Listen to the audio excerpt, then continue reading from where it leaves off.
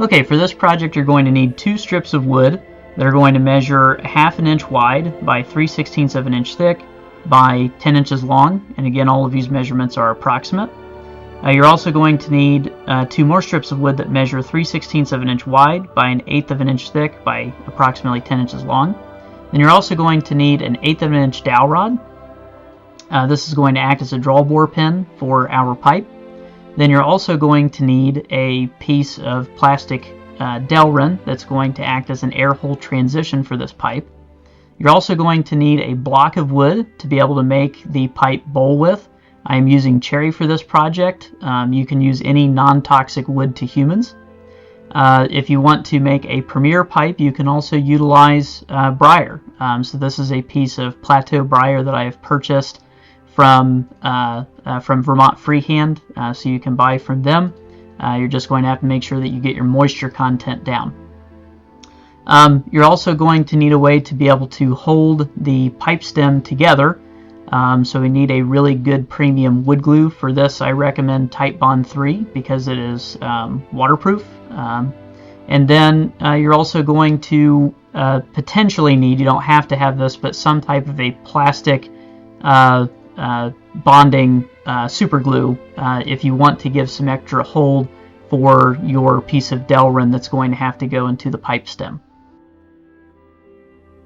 This is a super helpful jig that I made in order to be able to clamp up and glue my pipes. It's not it's not necessary for you to make something quite like this if you're planning on only making one pipe, but it is really nice if you plan on making several pipes for friends and family members and things along those lines. So you can kind of see it's a very basic construction here. Nothing too terrible that you could make in probably a half an hour in your own shop.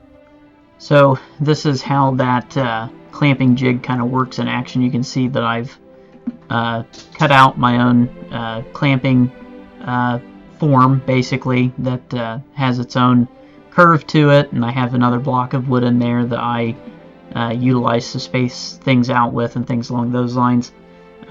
So pretty simple to see how this works. And then basically all you do is you take those 4 pieces of wood that we talked about and you stack them on top of one another. You're going to glue them together and then put them inside your clamp. Hold them down so that you don't wind up all wonky and whatnot, and just clamp it in place, and you'll see how I do that in this next little clip here.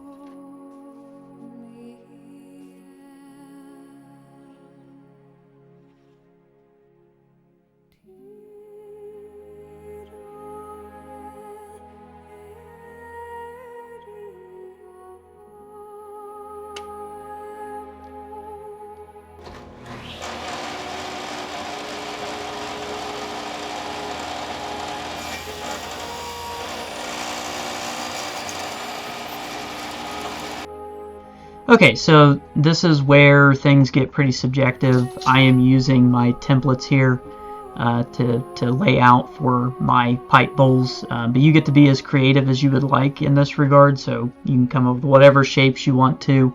But basically I'm using those templates in order to be able to figure out where the center of the bowl is going to be. Then I'm using my bit to determine basically how deep I want the pipe to be and all of those good things. And most importantly, I'm figuring out the angle of the air hole so that I can get it to terminate with the bottom of the bowl. So that's essentially what you're seeing me doing in this little video here.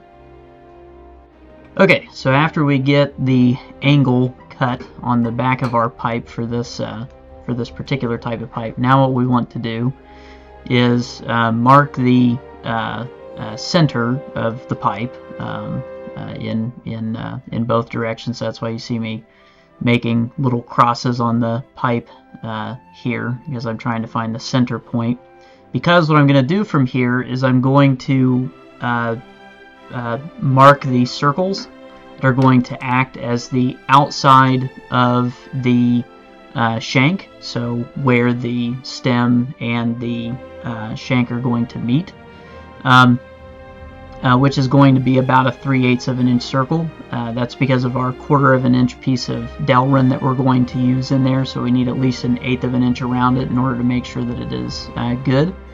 And then I'm also marking the outside of the pipe bowl, which I want to be at least a 1/4 of an inch bigger than the hole itself in order to keep the pipe from getting too hot. Okay, now we need to drill the air hole for the pipe, so I'm setting my drill press to the right angle, and I'm going to drill a 3/16 of an inch air hole. You could do 1/8 of an inch, but it might bend your bit, so 3/16 of an inch is recommended.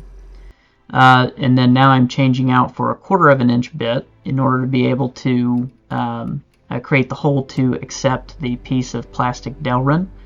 I only drill it down about a 1/4 of an inch.